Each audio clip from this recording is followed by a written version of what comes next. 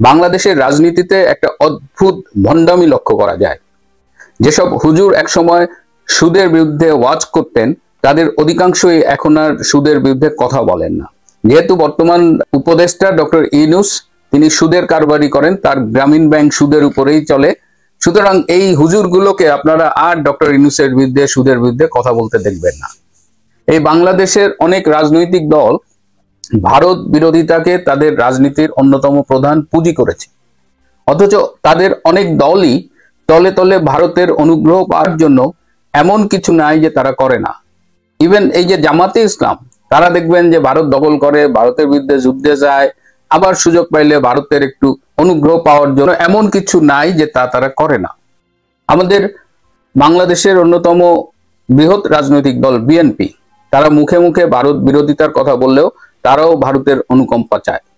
কিন্তু বাংলাদেশের রাজনীতিতে ইসরায়েল একটা স্পর্শকাতর নাম, এবং বাংলাদেশ অধিকাংশ দল প্যালেস্টাইনের পক্ষে তাদের অবস্থান বিভিন্ন সময় প্রকাশ করেছে। এই যে কদিন আগে গাজার পক্ষে ঢাকায় বিশাল একটা মিছিল হলো।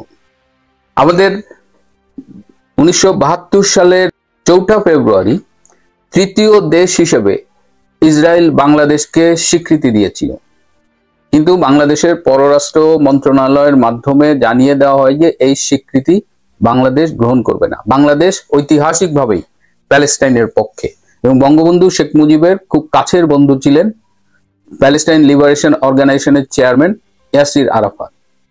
এবং বাংলাদেশের স্বাধীনতার 25 বছর পূর্তিতে তখন শেখ হাসিনা প্রধানমন্ত্রী ছিলেন, তখন ইয়াসির আরাফাত বাংলাদেশে এসেছিলেন। কিন্তু আজকে আপনারা জানেন যে বেগম খালেদা জিয়া অসুস্থ, এবং তার আরোগ্য কামনা করে অনেকেই বিবৃতি দিচ্ছেন, অনেকেই দোয়া পড়ছেন। আজকে ফেসবুকে একটা নতুন আরোগ্য কামনা দেখলাম।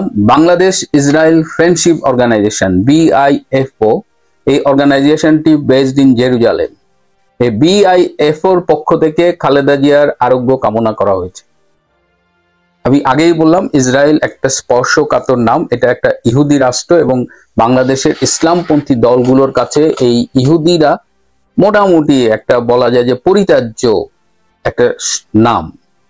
তো ইসরায়েলের পক্ষ থেকে যখন খালেদা জিয়ার আরোগ্য কামনা করা হয়, ইসরায়েল বাংলাদেশ ফ্রেন্ডশিপ অর্গানাইজেশন, তো সেটা নিয়ে আমার দিক দিয়ে কোনো আপত্তি নাই, আমি যেহেতু একটা পশ্চিমা দেশে বাস করি। কিন্তু ফেসবুকে তারা যখন এই আরোগ্য কামনা করেছে, তারা সেখানে বলেছে যে ইসরায়েলের সাথে former prime minister Begum Khaleda জিয়ার একটা খুব ভালো সম্পর্ক ছিল। এই জায়গাটা আমার একটু খটকা লেগেছিল, কারণ এসব বাংলাদেশে ইসলামপন্থী দল বলেন বা ইসলামপন্থী যে রাজনৈতিক ধারা, দিনের শেষে সেটা লিড করেন বেগম খালেদা জিয়া বিএনপির চেয়ারপারসন হিসেবে, এবং তিনি তারও রাজনীতির একটা প্রোডাক্ট বলা যায় বা পণ্য বলা যায় ইসলাম। তো সেই নেত্রীকে BIFOর পক্ষ থেকে বলা হচ্ছে যে তিনি ইসরায়েলের খুব ঘনিষ্ঠ বন্ধু ছিলেন। কেমনে ছিলেন? তারা বেশ কিছু ডকুমেন্ট ফেসবুকে আপলোড করেছে। এই ডকুমেন্টগুলো 1994 সালের মার্চ মাসে। এখানে দেখা যাচ্ছে যে ইসরায়েলের সেই সময়ের প্রধানমন্ত্রী আইজাক রবিন বেগম খালেদা জিয়ার কাছে একটি চিঠি লিখেছিলেন।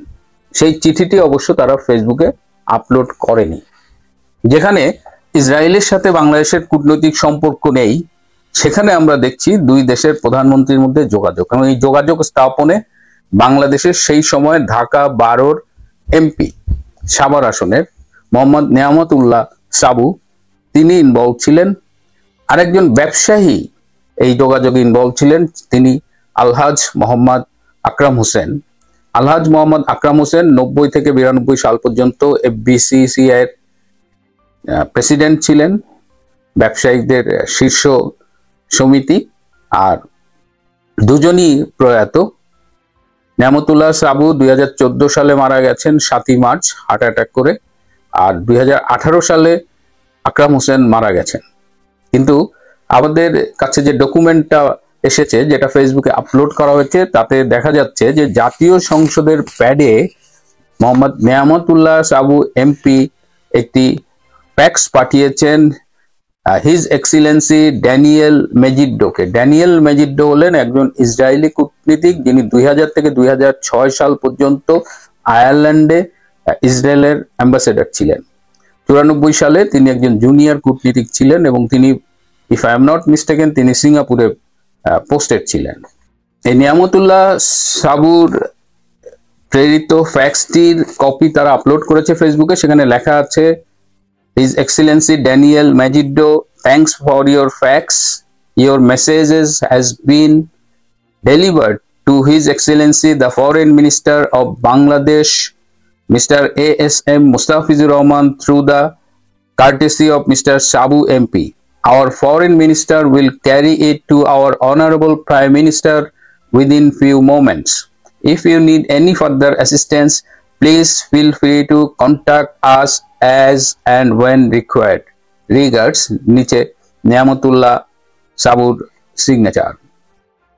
তার মানে হলো এই ড্যানিয়েল মেজিডোকে ধন্যবাদ জানিয়েছে এবং যে চিঠি ইসরায়েলি প্রধানমন্ত্রী আইজাক রবিন পাঠিয়েছেন সেটি মুস্তাফিজুর রহমান, সেই সময়ের পররাষ্ট্রমন্ত্রী ছিলেন, তাকে দেওয়া হয়েছে। এই সাবু এমপি তাকে দিয়েছেন এবং এই সাবু এমপি মুস্তাফিজকে দিয়েছেন। মুস্তাফিজ এটি বেগম খালেদা জিয়াকে কিছুক্ষণের মধ্যে পৌঁছে দেবেন এই চিঠি দাবি করেছে। এবং এই চিঠি পাঠানোর ব্যাপারে যে হেল্প করেছে এফবিসিসিআই এর সাবেক চেয়ারপারসন প্রেসিডেন্ট মিস্টার আকরাম হোসেন, আলহাজ মোহাম্মদ আকরাম হোসেন, আকরাম হোসেনকে আবার আইজাক রবিনের, সে প্রধানমন্ত্রী আইজাক রবিনের অফিস থেকে ধন্যবাদ জানিয়ে চিঠি লিখেছিলেন আইতান হাবের। সেই চিঠির কপিও ফেসবুকে আপলোড করা হয়েছে, আপনারা স্ক্রিনে দেখতে পাচ্ছেন। Mister Akram Hossain, President of the Chamber of Commerce, Bangladesh. Dear Mr. Hussain, on behalf of the Prime Minister, Mr. Isaac Rabin, I acknowledge receipt of a copy of your letter to Mr. Daniel Megido relating your role in forwarding Prime Minister Rabin's letter to His Excellency Prime Minister Begum Khaleda Jia. Your efforts are appreciated. কি মনে হয় এই যে আকরাম হোসেন যে জড়িত ছিলেন এই Isaac রবিনের চিঠি বেগম খালেদা জিয়ার কাছে পৌঁছে দেওয়ার ব্যাপারে, সেজন্য তাকে আইজাক রবিনের অফিস থেকে ধন্যবাদ জানানো হয়েছে। খালেদা জিয়ার আরোগ্য কামনা করেছে Bangladesh Israel friendship organisation. I don't see any problem with that. কিন্তু আমার যেটা খটকা লেগেছিল এবং এখন যেটা এই প্রমাণগুলো দিয়ে দেখলাম, যে মুখে মুখে এরা যতই ইসলামের কথা বলুক, এরা নিজের স্বার্থের প্রয়োজনে ইহুদিদের সাথে কিংবা ইসরায়েলের সাথে যোগাযোগ করতেও পিছপা হননি। যত দোষ আওয়ামী লীগের, যত দোষ শেখ হাসিনার, মানে একদম প্র্যাকটিসিং মুসলিম হওয়ার পরেও তাদের ইসলামের শত্রু হিসেবে দাঁড় করানো হচ্ছে। অথচ বাস্তবে আমরা দেখছি যে ভারতের দালালি বলেন এবং নিজের ক্ষমতার জন্য ইসরায়েলের দালালি করতেও এই বেগম খালেদা জিয়ারা কখনোই দ্বিধাবোধ করেননি। এবং 1995 সালে আইজাক রবিন আততায়ের গুলিতে নিহত হন। এই আইজাক রবিন, আপনারা জানেন যে আইজাক রবিন, ইয়াসির আরাফাত এবং সেই সময়ের বিরোধী দলীয় ইসরায়েলি নেতা সিমন্স রবিন, তারা তিনজন নোবেল পেয়েছিলেন। এবং আইজাক রবিন যখন প্যালেস্টাইনের সাথে চুক্তি করেন, তিনি প্যালেস্টাইনকে অনেক ছাড় দিয়েছিলেন। এই ছাড়টা ইসরায়েলি উগ্রপন্থীরা মানতে পারেনি। সুতরাং একজন ইসরায়েলি আততায়ের গুলিতে আইজাক রবিন খুন হয়েছিলেন 1995 সালে। এবং 95 সালে আইজাক রবিন খুন হওয়ার ফলে যেটা হয়েছে, যে খালেদা জিয়ার সরকারের সাথে যে ইসরায়েলের একটা সম্পর্ক বিল্ড আপ করা হয়েছিল, সেটা সেই মুহূর্তে বাধাগ্রস্ত হয়েছিল। প্রিয় বন্ধুরা, তাহলে কি প্যালেস্টাইন প্রশ্নে খালেদা জিয়া ইসরায়েলের স্বার্থই রক্ষা করতেন? আপনাদের কি মনে হয়? কমেন্ট বক্সে লিখে জানাতে পারতেন।